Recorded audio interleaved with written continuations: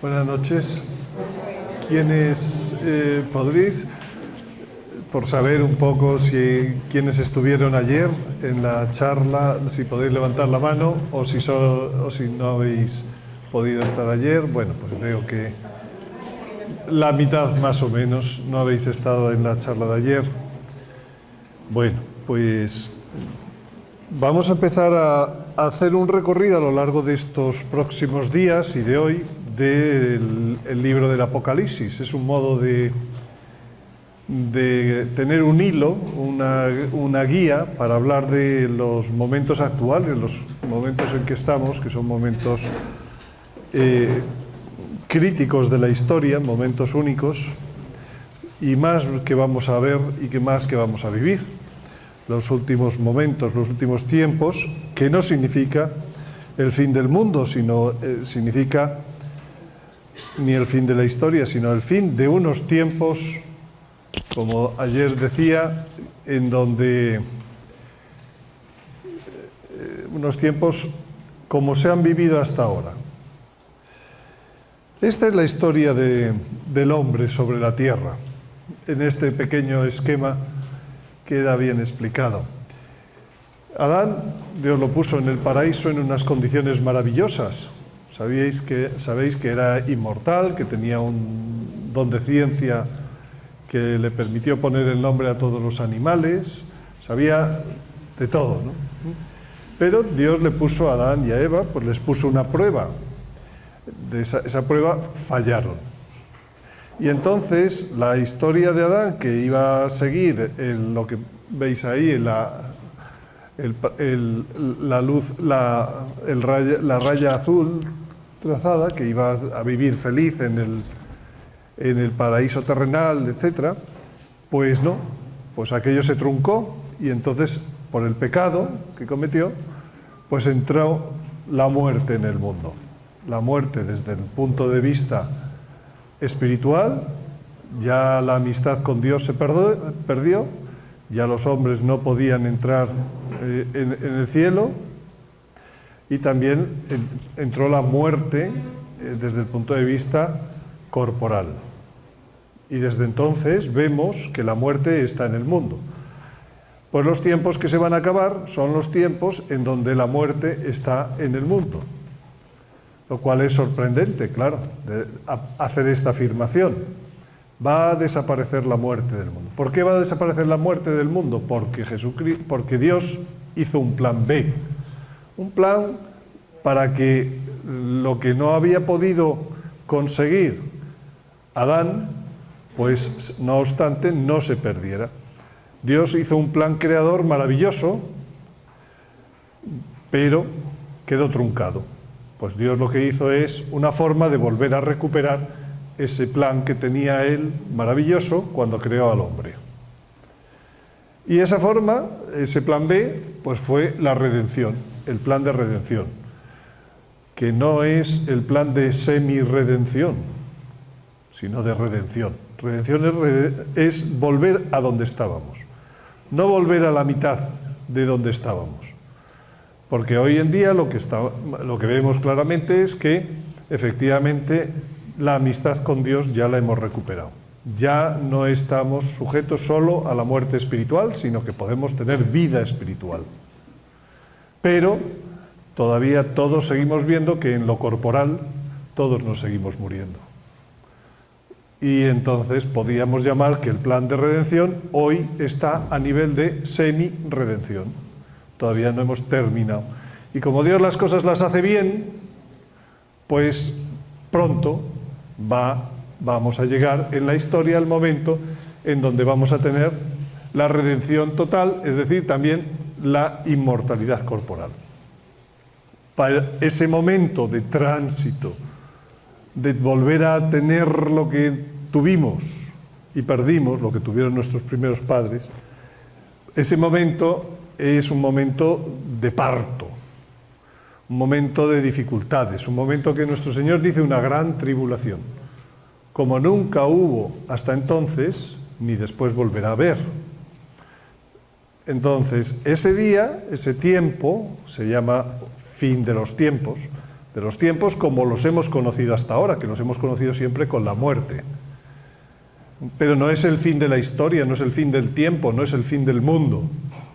Aún tenemos que vivir todavía unos siglos, o al menos el Apocalipsis habla de 1000 años, en donde se podrá ejecutar aquel plan original con el que Dios creó al hombre.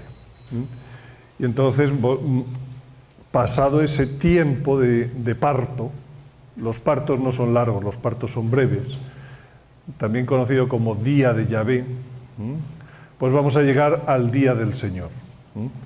Esto, y entonces vamos a tener el hombre otra vez, hoy le llamaríamos transformado, pero es vuelto a las condiciones iniciales. Esto es nuestra fe, no estoy diciendo nada hasta aquí extraño.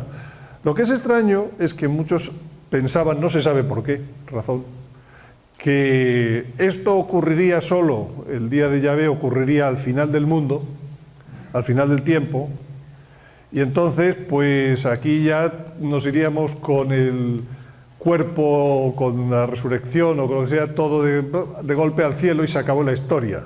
Es decir, no se sabe por qué, pues hemos llegado a pensar en algún momento que el pecado ocurrió en la historia, la redención ocurrió en la historia, y parece ser que los frutos de la redención tenían que ocurrir ya al final de la historia, fuera de la historia, para que no hubiera historia con ello, lo cual es absurdo.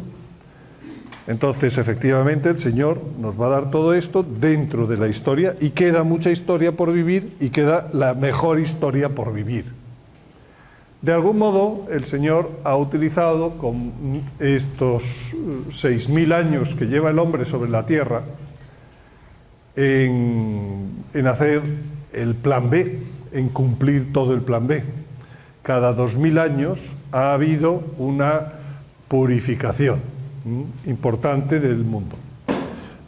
Los primeros 2000 años los patriarcas, hasta que llegó el diluvio, porque el hombre aprendió a pecar y pecó mucho. Ahora estamos leyendo en estos días en la misa la historia de Caín, y vamos a seguir leyendo y tal, pero cuando llegó los primeros 2000 años, dice el Génesis, que Dios se arrepintió de haber creado al hombre y estuvo por barrerlo, pero pues no. 2000 años después vino Jesucristo al mundo. Eso supuso pues nuestro pago el pago del precio debido por el pecado, la redención. Y ahora, 2000 años después, viene pues el salto al día del Señor, como si un día es como 1000 años, dice también. Pues de algún modo esto ha ocurrido, y llevamos 6000 años sobre la tierra, como fueron los 6 días de la creación, y ahora va a venir el 7º día, en el cual Dios descansó. Viene el día del Señor, viene el 7º milenio, esos 1000 años, en donde otra cosa muy distinta va a ocurrir. Bueno, el Señor entonces, como ese cambio, esa transición es tan importante, pues el Señor lo ha contado de muchos modos, voy a decir convergentes. Por un lado, pues a través de la Sagrada Escritura, pues con unos textos proféticos a los cuales la Sagrada Escritura le dedica el mayor espacio que a ningún otro tema en la Sagrada Escritura, a profetizar pues cómo iba a ser el día del cambio, el día de verdad. Y pues habla de la última semana de Daniel, o se habla en el sermón escatológico de San Mateo, una gran tribulación, como nunca habrá, como no ha habido y como nunca habrá. Pues existe todo el libro del Apocalipsis, existen pues las epístolas de San Pablo, en donde también se hablan de estas cosas. Hay multitud de textos proféticos, pero además hay patrones proféticos, cosas que han ocurrido que eran semejantes a las que van a ocurrir en los momentos de parto del alumbramiento de final que se nos concede todos. Por ejemplo, patrones proféticos, pues el más importante es la pasión, muerte y resurrección de nuestro Señor Jesucristo. Lo que le ocurrió a nuestro Señor Jesucristo, pues la Iglesia, que es la esposa, va a pasarlo místicamente por el mismo camino, por donde ha ido el esposo. Y entonces, pues se puede perfectamente identificar que lo que nuestro Señor pasó en un día de su última semana sobre la tierra, la Iglesia lo está pasando en un año. Todo esto lo podéis ver en unos vídeos que tengo explicando cómo son estos patrones en YouTube. Pero en YouTube podéis buscar mi nombre, Antonio Yagüe, y veis las series de distintos vídeos. Uno de ellos es los patrones proféticos, que están analizados, bueno, desde el momento, desde el 2011 al 2017, como días de la pasión de la Iglesia. Y después pues está el texto del Éxodo, es un patrón profético, porque ahora somos un pueblo que está esclavizado y que va a través de unos hechos extraordinarios, Dios lo va a llevar a una nueva tierra, como fue exactamente el Éxodo. Va a haber un Moisés, va a haber un faraón o anticristo, Moisés o hijo varón, que aparece en el Apocalipsis, etc. La vida de los macabeos, todo eso lo vamos a vivir ahora, la Iglesia lo va a vivir. Estará, como en tiempos de los macabeos, el templo habrá sido desacralizado. Nuestro Señor habla de esa profecía, dice que la abominación de la desolación predicha por el profeta Daniel. Daniel lo predijo, ya ocurrió una vez en la historia, pero nuestro Señor dijo que todavía tendría que ocurrir otra vez en la historia. Hablaremos de ello en otros días. Además, el Señor habla de estos momentos a través de la astronomía sagrada. La astronomía sagrada es el mensaje que mandan las estrellas, como dice en la Sagrada Escritura, que fueron creadas con sabiduría y como signos. Y entonces en las estrellas pues está escrito, está visto pues a través de las constelaciones, a través de las conjunciones planetarias que se van dando en las distintas constelaciones, está escrito ese mensaje de redención del hombre. También podéis ver la serie de 8 vídeos en donde lo voy explicando y tiene 2 vídeos más de complemento en la serie de complementos, en donde se va viendo todo cómo está escrito en las estrellas al mismo tiempo y del mismo modo que está escrito en la Sagrada Escritura. Por las estrellas los Reyes Magos encontraron la primera venida de nuestro Señor, y nuestro Señor dijo que cuando Él viniera en esa gran tribulación por segunda vez, que habría señales en el sol, la luna y las estrellas. Luego nada tiene de extraño que en las estrellas esté la información. Lo que pasa es que hay que saberlas leer, como la supieron leer los Reyes Magos. Con las apariciones marianas también, como no nos enteramos, pues al final Dios pone otro recurso más. Como no leemos la Sagrada Escritura, como no estudiamos estas circunstancias, como no sabemos ya nada de astronomía sagrada, toda la astronomía la sabe solo la NASA y no tiene nada que ver, pues al final la Virgen tiene que bajar del cielo y decir, oye, que se os viene encima el tema y estáis todavía fuera de juego. Bueno, de mil formas nos va contando pues el plan, este plan, ¿no?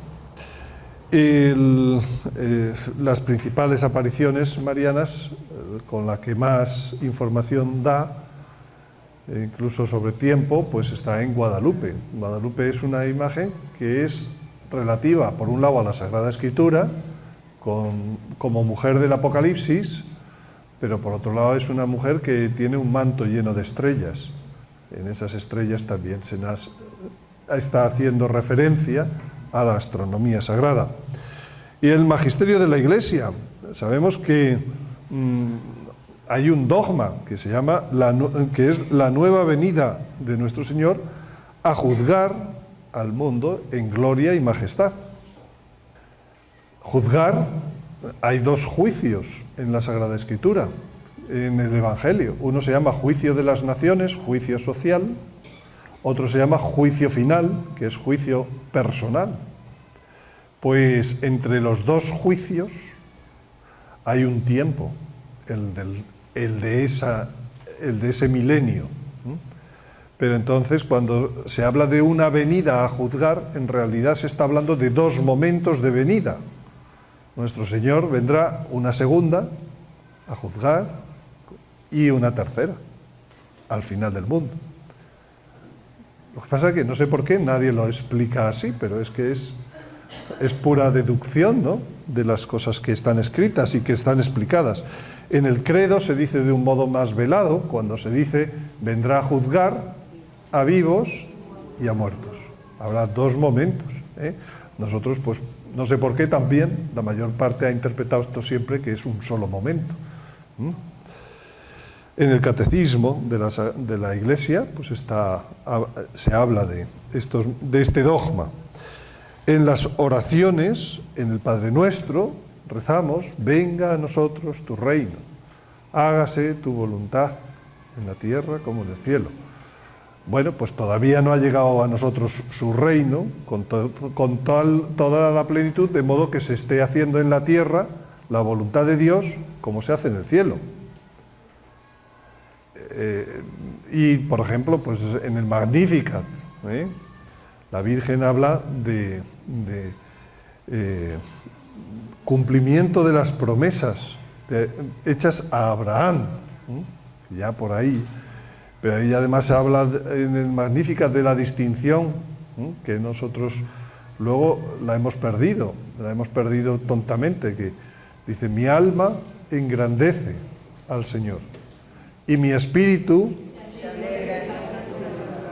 Y la Virgen no se equivoca, no podía haber dicho: mi alma engrandece al Señor y mi alma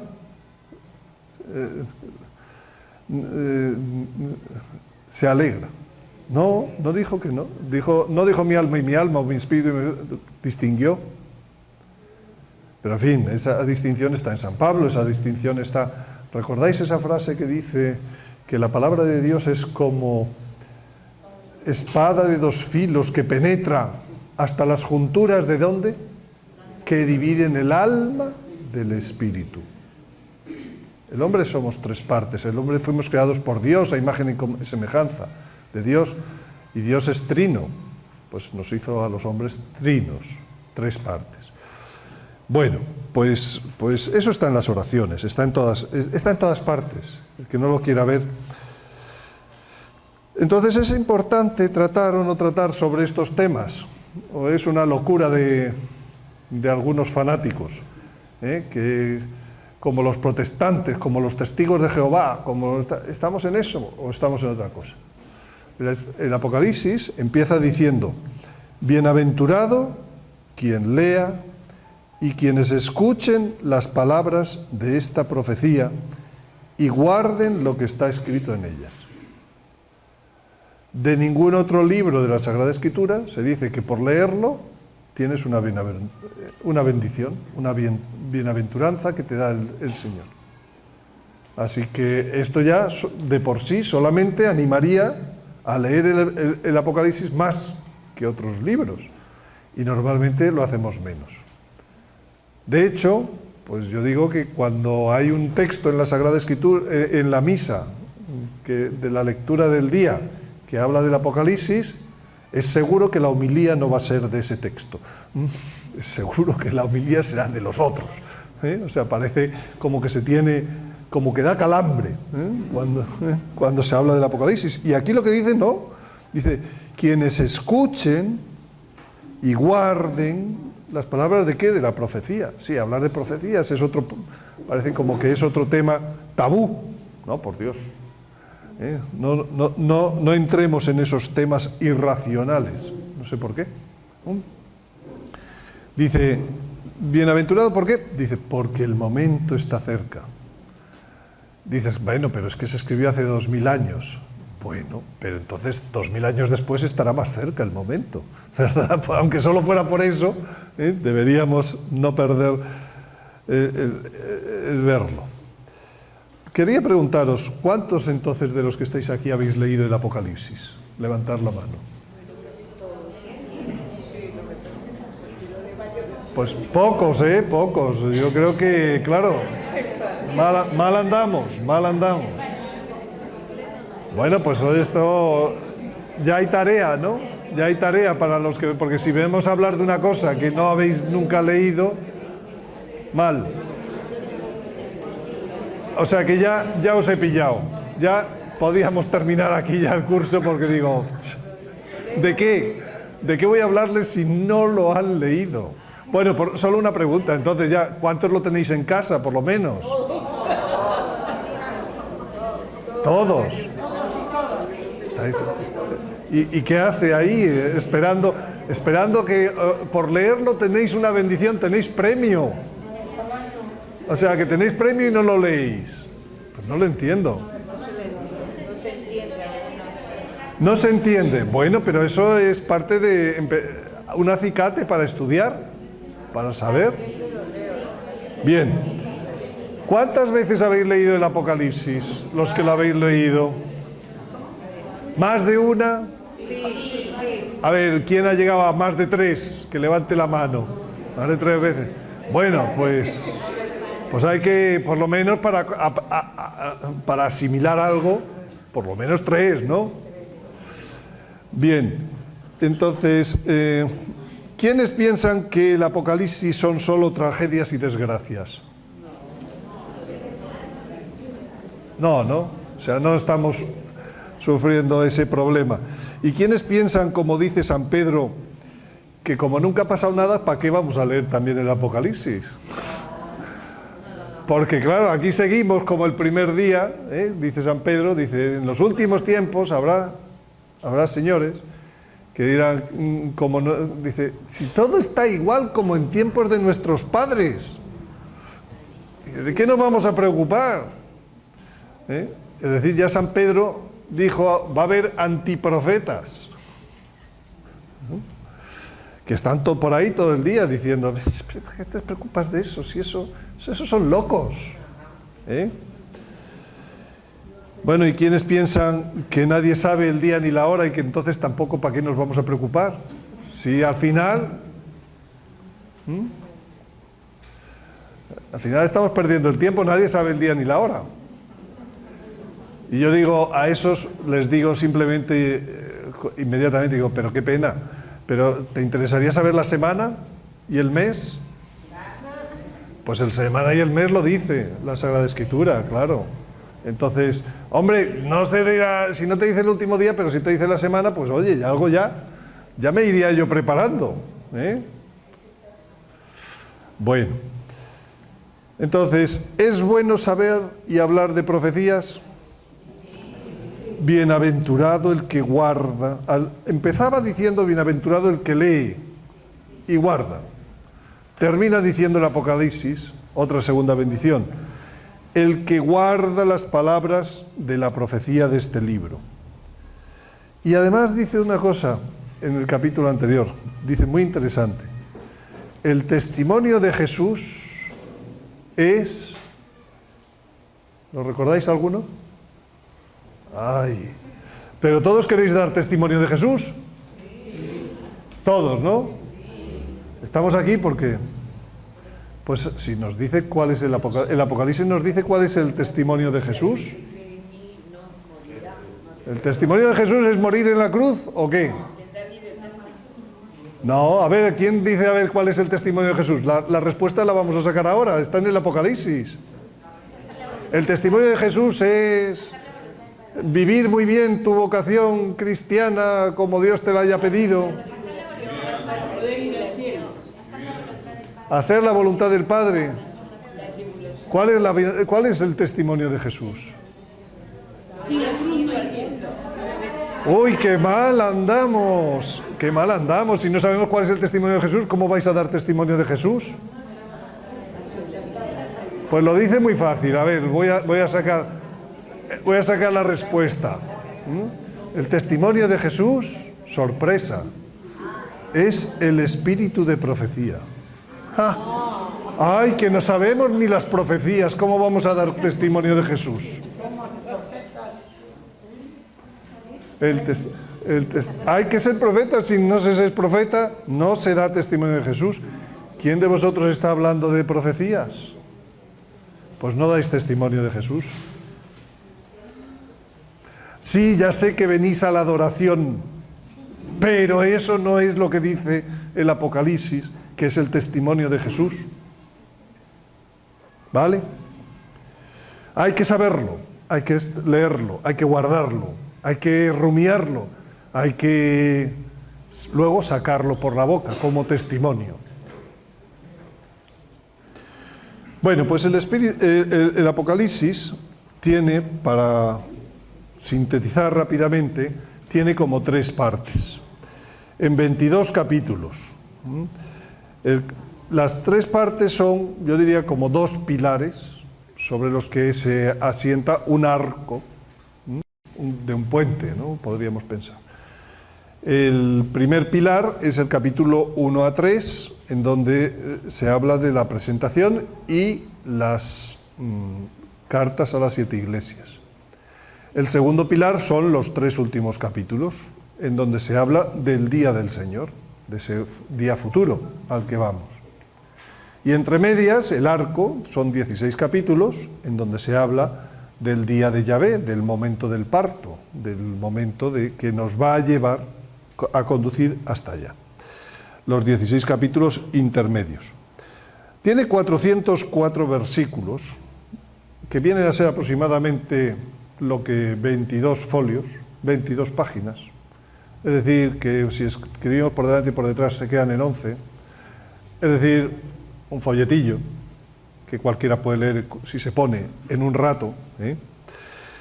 2/3 de lo que ahí dice hace referencia directa a otros textos bíblicos. Es el último libro de la Sagrada Escritura, y como tal es como la piedra angular o la piedra central del arco, la que termina dando sentido a otras muchas cosas que se han dicho. 2/3 hacen referencia directa a lo que viene detrás.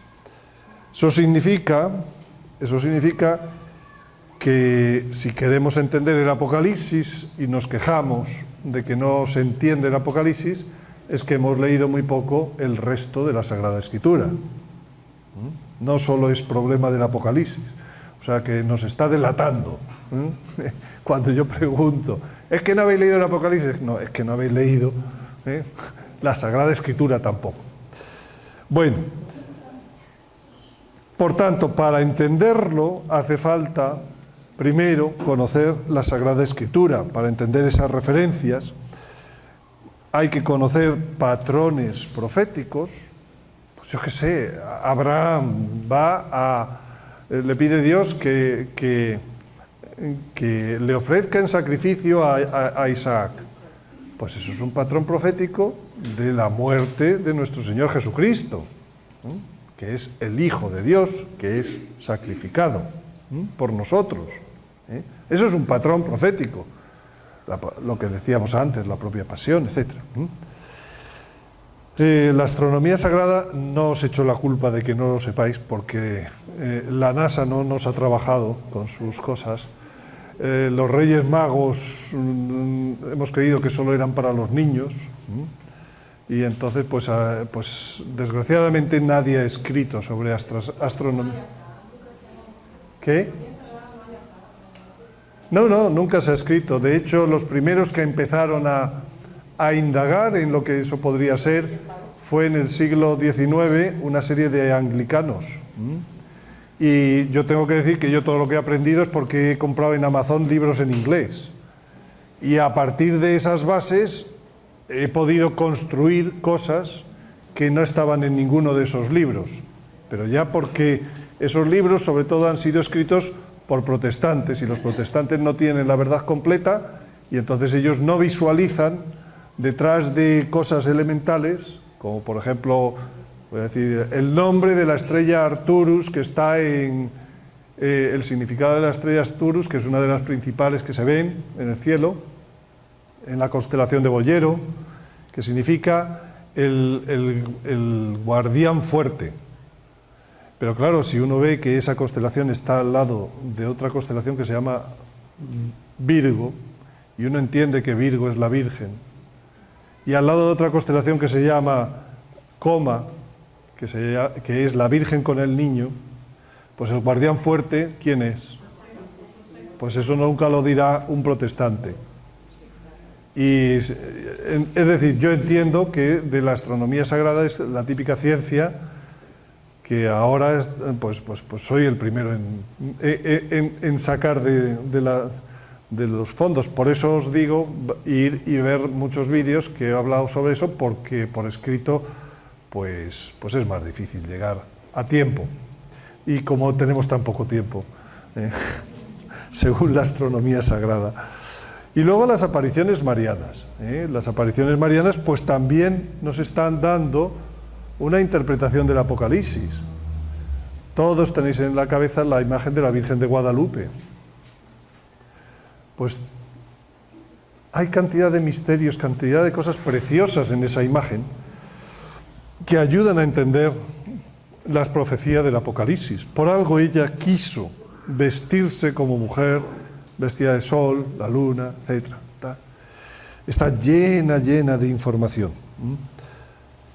Bueno, ahora pongo algunas de las referencias que vienen en el Apocalipsis, que tienen que ver pues con otros libros de la Sagrada Escritura, que a lo mejor, pues bueno, veo que como habéis leído pocos, pero en fin, para los que habéis leído algo, pues a lo mejor enseguida os ayuda a entender.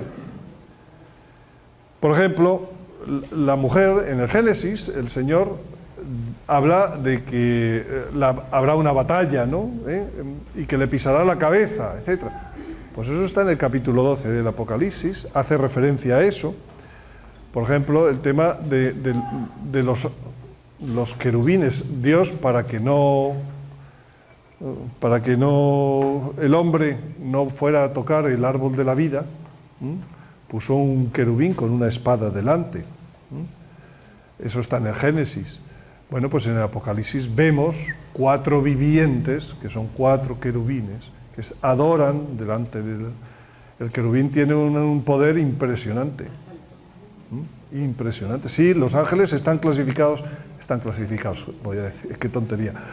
Son de 9 coros, y de distinto poder, de distintas cosas. El Apocalipsis habla mucho de 4 vivientes. El árbol de la vida, en la Nueva Jerusalén, pues está el árbol de la vida. El árbol de la vida es una referencia al otro árbol del que había en el Génesis, no el de la ciencia del bien y del mal, sino el otro, el de la vida. El río, por ejemplo, los ríos que había en el paraíso terrenal, pues luego en la Nueva Jerusalén vuelve a aparecer el río ese, que a su lado iban surgiendo esos árboles cuyas hojas eran para medicina de las naciones. Pues otra vez cosas que estaban en el... O, por ejemplo, pues en el Apocalipsis se habla mucho pues de otra referencia al Génesis, que es Babel. Babel es el fruto de todo el mal que hay luego en la historia después del diluvio. El Babel viene Babilonia, y la gran Babilonia cae en un capítulo del Apocalipsis y nos cuenta cómo cae, con todo lujo de detalles. Y diréis, ¿y quién es hoy la gran Babilonia? Pues hay 2 Babilonias. Hay 3 Babilonias. La primera, la Babilonia ciudad, aquella antigua, donde estaba Babel, donde luego estuvo Nabucodonosor, donde luego estuvo, en fin. Luego estuvo, pues hoy es Irak, ¿no? Está destruida, pero hay hijas de Babilonia. Y la primera hija de Babilonia es la Babilonia pueblo, que describe muy bien cómo es la Babilonia, primero la Babilonia nación, la describe muy bien Jeremías. Dice que es un pueblo, es una nación bañada de mares por todos lados. En el Apocalipsis dice además que es que hace comercio con todas las naciones. Y tenía todos los lujos, esa Babilonia. Y ya si solo le falta decir Nueva York. Punto. Más bañada por mares, que comercia con todos y extiende sus hechicerías, etcétera. Vamos, a que aquí también estáis celebrando ya el Halloween. Pero lo celebra todo el mundo, si es que extiende sus hechicerías por todos lados. ¿De dónde ha venido el divorcio? ¿De dónde ha venido el aborto? ¿De dónde ha venido? Etcétera. Bueno, está más claro que el agua, ¿no? Pues hay una destrucción de la Babilonia nación en una hora. Y luego hay una Babilonia pueblo. Esa Babilonia pueblo, ¿quién es? Pues donde se han extendido todas sus hechicerías, que es el mundo entero. Claro, también va a ser destruido. Vamos a pasar a cielos nuevos, tierra nueva.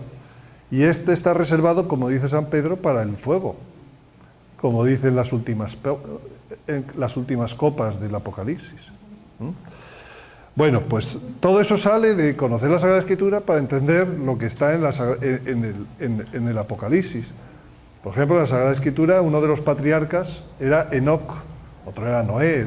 Enoc vuelve a salir en el Apocalipsis como testigo. Enoc fue el que menos vivió de los grandes patriarcas, porque fue arrebatado. Y ahora va a venir pues a dar testimonio junto con Elías. Está en un capítulo del Apocalipsis. Bueno, y en el Éxodo, por ejemplo, también hay cantidad de referencias en el Apocalipsis al Éxodo. ¿Cuántas veces se habla? 12.000 de la tribu de... 12.000 de la tribu de... ¿Dónde empezaron las tribus? Pues en Egipto, cuando ya se desarrollaron los patriarcas. Se habla del Cordero Pascual. El Cordero degollado es el que abre los sellos en el Apocalipsis. ¿Quién es el Cordero degollado? Pues, y es figura de ¿qué? De la Pascua, que fue la liberación de la tierra de la esclavitud, ¿vale? Por ejemplo, pues se habla de Jezabel, de Balaam, de Moisés.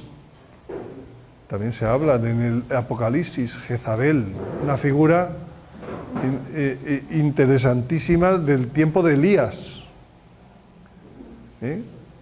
Balaam, otra figura interesantísima de cuando estaban todavía andando por el desierto. De Moisés, pues tiene características de los dos testigos, características de Moisés. Bueno, y de los profetas, por ejemplo, Elías vendrá otra vez, lo dice el Apocalipsis, lo dice el libro de Malaquías, lo dice el Señor en el Evangelio. Elías, y para el tiempo que falta, está a punto de aparecer. A ver si lo descubrimos en su momento. Yo no sé todavía quién es, pero tiene que aparecer, si lo dice. Y va a volver a hacer aquello de que no lloverá en los tiempos de su testimonio, que eso ya lo hizo una vez. ¿Veis cómo hay que saber la Sagrada Escritura para entender el Apocalipsis? Pero muchas cosas las sabéis, lo que pasa es que creéis que ya no las sabéis, que no las sabéis. O por ejemplo, el ángel de los tiempos. Aparece en el capítulo 10 un ángel poderoso que pone un pie en la tierra, otro pie en el mar, y dice, ya no habrá más tiempo. Que ese es el ángel de los tiempos. ¿Quién es el ángel de los tiempos? Gabriel es el que le cuenta a Daniel cuáles son los tiempos y nos explica. Y, por tanto, es el ángel de la Anunciación. Ese sale ahí, en el Apocalipsis sale. ¿Y qué es lo que hace? Dice, ya no habrá más tiempo. En el momento en que se cumplirán las cosas como están profetizadas. Y entonces va y le llama a San Juan y le dice, cómete este librito. Es toda una historia muy interesante. Tienes que volver a profetizar a pueblos, reyes, príncipes. Volver a profetizar. San Juan volverá a profetizar. Lo dice el Apocalipsis, se lo manda San Gabriel. ¿Cómo? Ay, les amargo y tal, pero luego les dulce en la boca y tal. En fin, tiene sus... ¿Qué libro está comiéndose? El Apocalipsis. El Apocalipsis. Bueno, la nueva tierra de la que habla Isaías, capítulo 65, en donde el cabrito y el tal, pues convivirá con los niños, etcétera. Donde harán de las armas podaderas. Harán de las armas podaderas, dice Isaías. Por tanto, no digo yo que en este momento a los militares deben dejar su oficio, pero dentro de 6 años se acabó su oficio. Cuando demos el paso, lo siento, pero los militares tendrán que cambiar de oficio. No son los únicos en la nueva tierra. Bueno, el cordero manso llevado al matadero, que habla, pues está en el cordero en el Apocalipsis, y el trono de Dios y el templo de Ezequiel están en el Apocalipsis, y se le dice a San Juan, mídelo. Y dice, pero el atrio de fuera, nada, ha sido entregado a los gentiles. ¿Y quién es el atrio de fuera? ¿Y quién está dentro? Muy interesante todo eso. Son figuras que ya están en la Sagrada Escritura. Y además hay 22 veces, tantas como capítulos, que el Apocalipsis habla de estrellas. Voy a sacar las 22 veces simplemente por el gusto de que veáis cuántas veces se habla de estrellas. Y nunca hemos pensado que eso tenga una referencia a nada. Cuando nos están hablando de los Reyes Magos y muchas cosas, empieza diciendo que el que le hablaba tenía las 7 estrellas. Su aspecto era como el sol cuando resplandece con toda su fuerza. Sigue, dice, voy poniendo la referencia, el 1.20. El misterio de las 7 estrellas son los 7 ángeles. El ángel de la iglesia de Éfeso escribe, esto dice el que tiene las 7 estrellas. Vaya, habrá que saber cuáles son las 7 estrellas y qué pasa con ellas. ¿Sabéis cuáles son las 7 estrellas? Él lo dice ahí, pero ¿qué constelación es la de las 7 estrellas? La más conocida de todos, al menos en el hemisferio norte, la Osa Mayor. Pero la Osa Mayor no era una osa en las primitivas gráficos de las constelaciones. Era un rebaño mayor que estaba dentro de su aprisco, del cual salen 3 ovejas, que son las 3 estrellas que se ven. Ese rebaño mayor en el Apocalipsis está descrito como una gran muchedumbre de todo pueblo, lengua, raza y nación, que dice, ¿quién es? Dice, Señor, eso tú lo sabes. Esos son los que vienen de la gran tribulación. Pues al Señor le gusta tener en su mano a una gran muchedumbre de todo. Pero si no sabemos el lenguaje de las estrellas, no entendemos nada. Dice, y al que venza, le daré la estrella de la mañana. ¿Quién es la estrella de la mañana? Pues no. Al final del Apocalipsis dice, yo soy la estrella de la mañana. No, pero en las lauretas no se dice. Bueno, pero eso ya es en segundo nivel. El primer nivel es él mismo se va a dar. Y él mismo le gusta configurarse como la estrella de la mañana, la más brillante, Venus, la que aparece. ¿Quién es Venus? ¿Qué significado tiene? Pues tiene la madre, el amor, la Virgen. Él dentro de la Virgen. Es un modo de decir que Él vivirá dentro de nosotros. Mucho más que como está viviendo ahora en la Eucaristía. Sí, sí, pero eso. Pero quien tiene es, María es estrella de la mañana porque tiene dentro a la estrella de la mañana. ¿Ahí? El ángel de la iglesia, otra vez, las 7 estrellas. Cuando abrió el 6º sello, oí un gran terremoto. El sol se volvió negro. Es una estrella el sol, ¿no? La luna se tornó como sangre. La de cosas, que hablaremos de eso más adelante. Las estrellas del cielo cayeron sobre la tierra como caen los higos. Ya no tendrán hambre, ya no tendrán sed, ni caerá sobre ellos el sol, ni el ardor. Tal. Esa es la gran muchedumbre. Esa. ¿Qué más? Entonces hubo granizo y fuego mezclado con sangre que fueron arrojados a la tierra, que abrasó la tercera parte de la tierra. Ahí está fuego. Es un fenómeno estelar. De meteoritos, por lo menos, ¿no? Dice, tocó la trompeta el tercer ángel, cayó del cielo una gran estrella que ardía como una antorcha. Esa estrella además le da nombre, dice que es Ajenjo. A mí me dicen, ¿Ajenjo es la estrella del aviso? No, el aviso está en el 6º sello, el capítulo 6, y esto ya es un capítulo 8. Luego, después de que veamos lo que vamos a ver en el aviso, además nos queda por ver lo que vamos a ver con Ajenjo. Dice, fue herida la tercera parte del sol, la tercera parte de la luna, la tercera parte de las estrellas. Eso es lo que vamos a ver con Ajenjo. O sea, hoy en día todo el mundo entiende que ha habido grandes erupciones volcánicas en donde, pues, la del Krakatoa, pues bajó la temperatura media, porque las cenizas se extendieron por toda la atmósfera global de la Tierra. Bueno, pues cuando se estrelle un meteorito, pues lógicamente, pues habrá polvo por toda la... Y 1/3 de la luz que dan las estrellas, es que eso se entiende ahora mismo muy bien.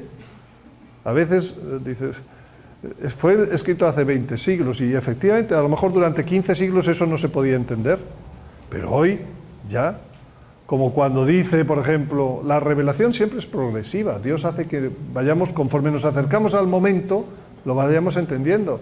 Cuando dice aquello de que los 2 testigos están muertos y todo el mundo se felicitaba porque estaban ahí tirados sus cadáveres en la plaza pública. Claro, hoy en día, como nos imaginamos enseguida, la televisión conecta y todo el mundo lo está viendo. Pero eso, dicho hace un siglo, era impensable, ininteligible. Bueno. Dice, la estrella que caía del cielo, se oscureció el sol a causa del humo del pozo. Esta es otra estrella que se le da una llave, etc. Y abre el pozo del abismo y sale un humo que... dice, vi otro ángel poderoso, el de los tiempos, su rostro era como el sol. Será porque los tiempos que va a marcar están en las estrellas. Apareció en el cielo una señal grande, envuelta en el sol, la luna a sus pies, corona.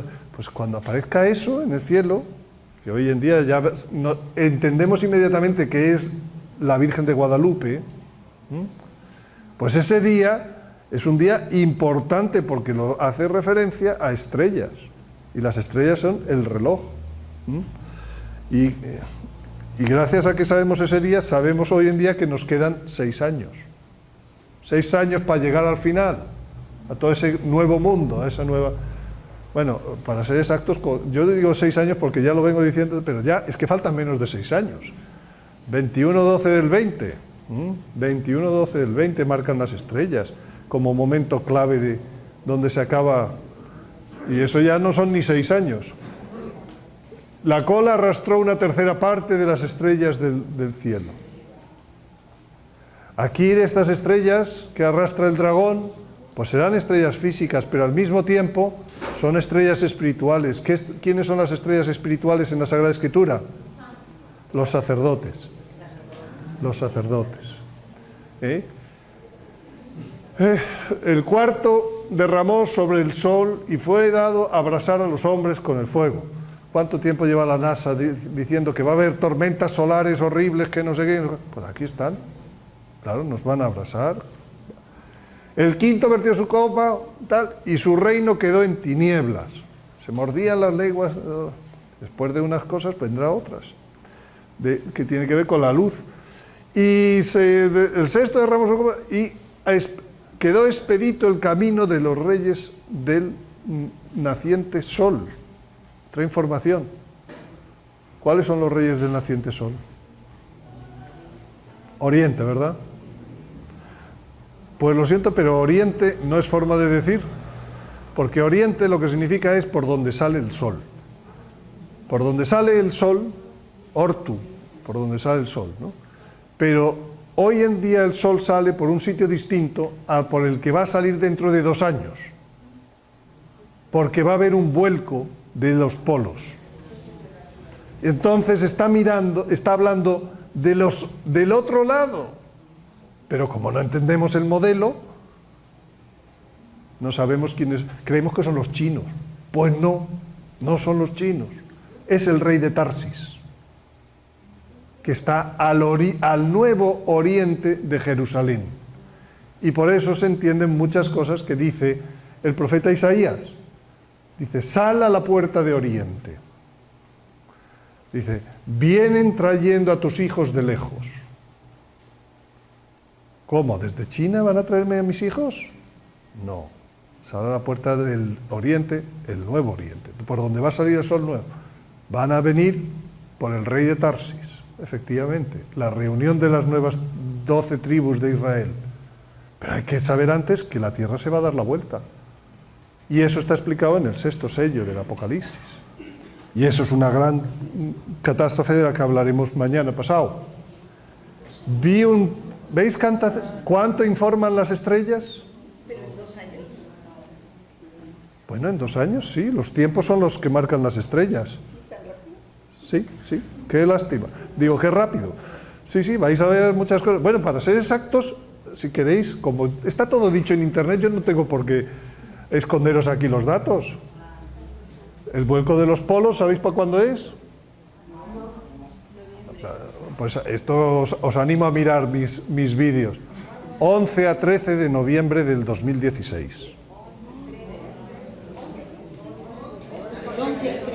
11 al 13 de noviembre, porque es un proceso que dura más de 24 horas. ¿Cuánto nos falta? Bueno, pues ya hablaremos de eso más adelante. Pero ya que queríais saber, pues la ciudad no había menester, la nueva ciudad no había menester ni de sol ni de luna. Hay que ver, si es que están las cosas al lado y no sé cómo no nos damos cuenta. Bueno, pues no sé por qué, pero tenéis la suerte de que me han invitado a venir aquí a contaros cosas. Y no soy que yo sepa, no soy un loco, sino que todo lo que digo lo tengo muy contrastado. Bueno, no contaré más detalles, pero las cosas que yo os estoy diciendo las saben, por ejemplo, los gobiernos del mundo a estas horas. Al menos el gobierno con el que yo más puedo conocer, que es el mío, sé que lo sabe. Sí. Sí, es una causa astronómica, la primera catástrofe astronómica, lo dice el propio 6º sello, el sol se puso negro y la luna se puso de sangre. Las dos cosas no son posibles astronómicamente a la vez, si no es porque viene un nuevo objeto astronómico que se interpone entre la luna y entre el sol y la tierra. Porque para que la luna se vea como sangre tiene que estar en el lado opuesto. Ese es los eclipses de luna. Y sin embargo, hay un eclipse a la vez de sol. Luego ese eclipse ya no lo produce la Luna. ¿Quién lo produce? Un nuevo astro. Hoy en día podemos entender que eso es posible, porque hoy en día sabemos lo que son estrellas enanas marrones, sabemos lo que son planetas errantes, sabemos muchas cosas. Bueno, pero nunca los hemos visto de cerca. Porque el Señor tenía reservado para el día, la hora, el momento, lo que tenía reservado. Pero nos lo había profetizado. Y nosotros no hemos leído el Apocalipsis, no hemos leído la Sagrada Escritura, no hemos querido saberlo. Nos hemos olvidado de la sabiduría de las estrellas, la verdadera, la fuerte. Bueno, por último, no habrá ya noche ni tendrá... Otra vez se vuelve a hablar de ni luz de sol. Y lo último, la última cita, dice, yo soy la estrella de la mañana.